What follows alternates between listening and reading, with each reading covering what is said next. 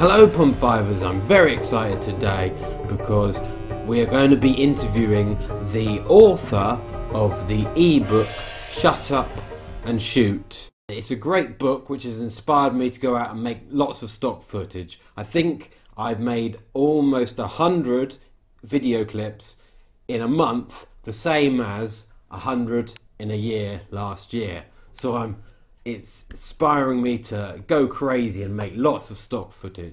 There's something very interesting. Obviously, Andy, he's in Arizona in America. I have sent him some cacti because, as you may well know, the analogy is if you have a cactus and then it grows puppies, a cactus is a stock footage clip and a puppy is a sale. So the more cacti you have, the more puppies, small cacti, you get from it. Let's ask Andy a little bit about how his stock is getting on with his cacti in Arizona. And I'd just like to point out that behind me I have got an actual conservatory where I grow all my cacti. And what I like to do is roam around in the conservatory, kind of get a feel, not actual touch because they're sharp, but a feel of the environment of cactus. This will get me more sales. So kind of wandering around the conservatory, looking at cacti, you're going to get more sales. I advise people to roam around cacti whenever they can. So Andy, I've sent you some cacti. How are they doing out there in Arizona? Yeah, Martin, so as you can see, the cactus that you sent me really multiplied a lot, and I really don't recommend using them as a chair. They kind of hurt. But, you know, aside from the point, we're here at a whopping 2% humidity in the middle of the desert. It's about 107 degrees out here right now. And I got to tell you, hey, get the camera back over here, back over here. What's with that? Hey. Anyway, so, you know, just ignore that camera move because you know how these camera people are. They just don't know. But anyways, yeah, as you can see, or as you saw, your cactus, your one cactus, has now literally taken over the state of Arizona. And boy, whew, that's crazy. Oh, that's quite interesting. Okay. You must be getting loads of sales then because the cacti are massive. Is this the case?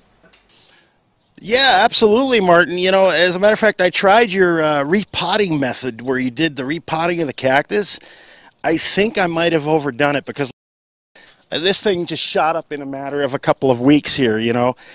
No, back down here, that's this thing, this fat thing here just in my front yard. I don't know what I'm going to do with it. It's gigantic. It's ginormous from one little guy that you sent me too. So, oh, I tell you.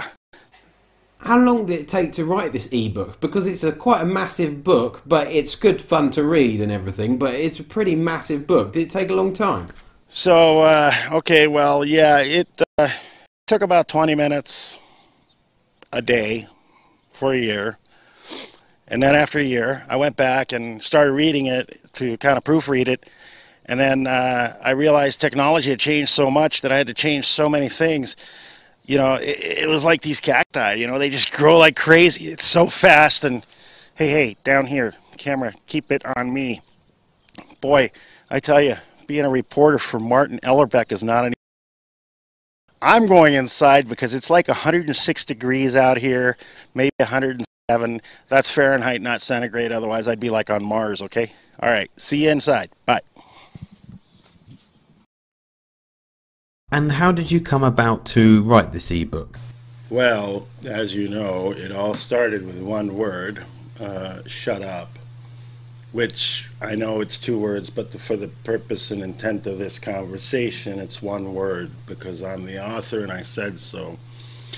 And then I added a couple of more words, and then, you know, a noun, an adjective, maybe an adnoun or something, you know, and I put a period. And that was the first sentence, and that's how it all got started.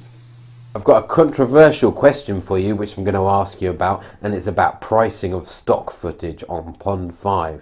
Now, I did a blog on it, and I used your image of lightning striking twice, and I was saying that this is such an exclusive image that you can price it at a really high rate.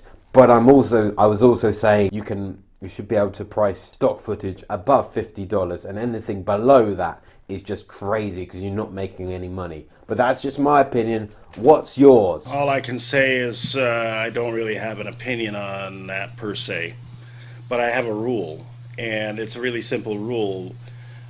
Basically what I do is I take a $50 bill, okay, and I just put it on my chair, and then I sit on it. That way I can legitimately say I'm always pricing things over 50 bucks. You know what I mean? Pricing is one of those things that's totally subjective, and it's based on several things. I price things based on how difficult it was to get the shot, how dangerous it was to get the shot.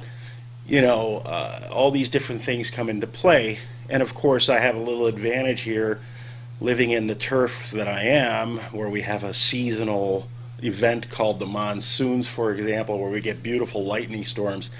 This doesn't happen everywhere in the world. So of course people would have to travel here, like my buddy Alistair Chapman from your backyard in England. Those are the things that set the price. How difficult is it? How much do you have to put into it to get it? How dangerous is it? And how easy is it to convince my wife to hold the umbrella over the camera so that the camera doesn't get wet while lightning is striking only a few feet away? These are all things, and by the way, she loves her new hairdo from the last season. Anyways, so pricing is subjective, but I firmly believe that if you're going to amortize your equipment, you need to price things appropriately and not just give stuff away. Bottom line, never give anything away. That's my motto. Never give nothing away. You hear me? Yeah.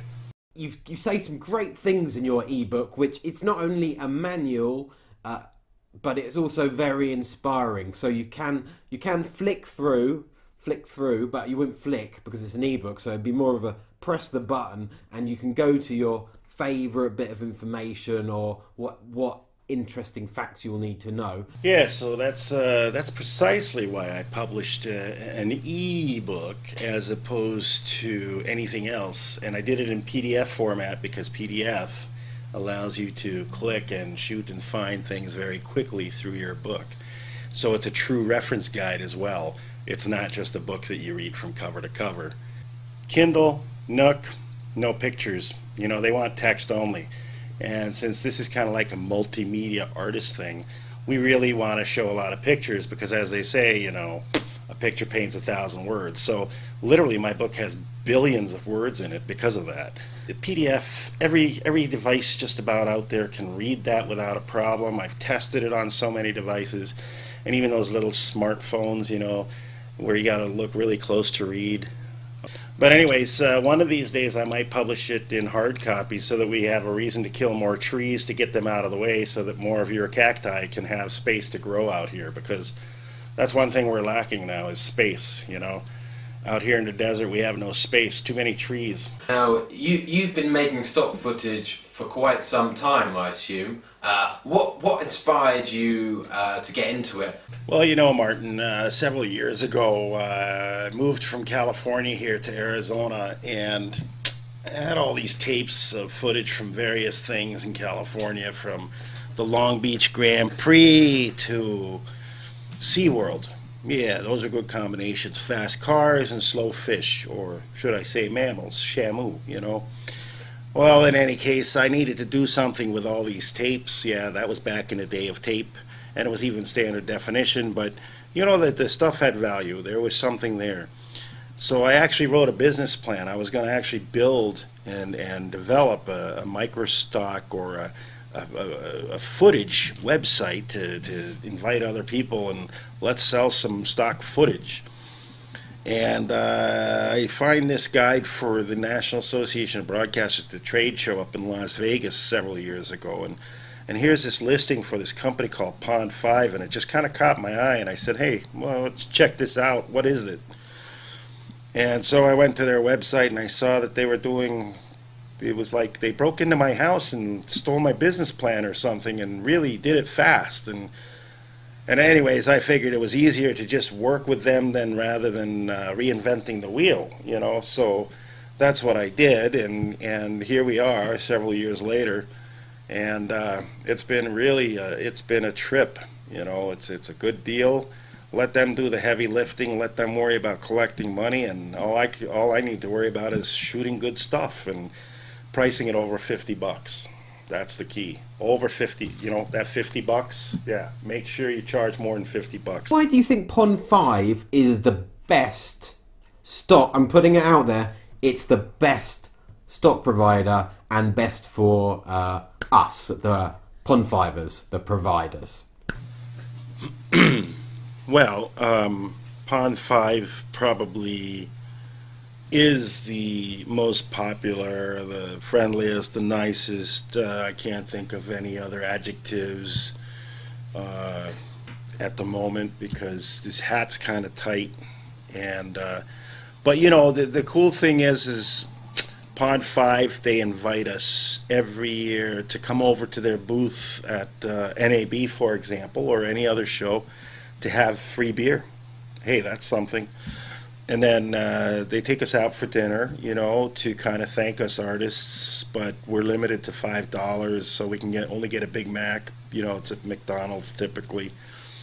And then they do give away these haute couture T-shirts. They're really nice cotton, very soft, and you know, free advertising for them because they won't pay my bill when I send them an invoice for advertising for them. By wearing this shirt, they refuse to pay. But that's really cool because, you know, free shirts, hey, I'm dressed for the year. Okay. The only thing that's not good about the color is here in the desert, black, well, you know, figure it out, it's really hot.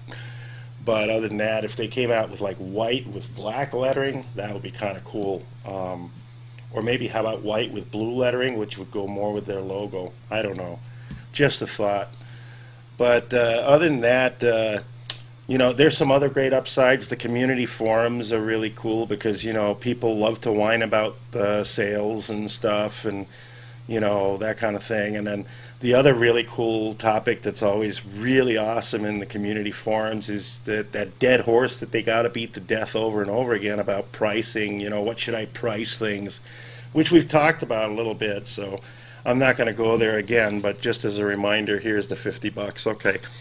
Anyways, and the only downside that I can see to Pond5 is that talking about them makes my throat dry, so I have to drink something because I'm in a desert and 2% humidity. And the way you can tell is the glass doesn't sweat. This is ice in here. And it's so dry here that the sweat on the glass evaporates immediately. And that's why I put it on my hard drive right here, which died. And so I lost all my records from Pond5. So I'm at their mercy. But at the year end, you know, when they send me that 1099, which is basically an American tax form for those people that don't live here in the U.S., you know, I end up having to pay taxes, which in turn goes back to the administration, the American government, which allows them to do stimulus stuff. And what that all basically leads up to is that us as a group of stock media artists are a very stimulating group. And that's all I have to say about that. Thank you to Andy from Vadia Video, stockmediaartist.com, and Vader Video on Pond5 for letting me do this interview, and also great ebook which I recommend you all go out and buy. And don't forget, if you buy it, you'll get after one sale you can pay for the price of the book, so well worth it. Just trying to change some pricing on some other artists' prices, you know, because they should all be like $50 at least. Thanks for watching.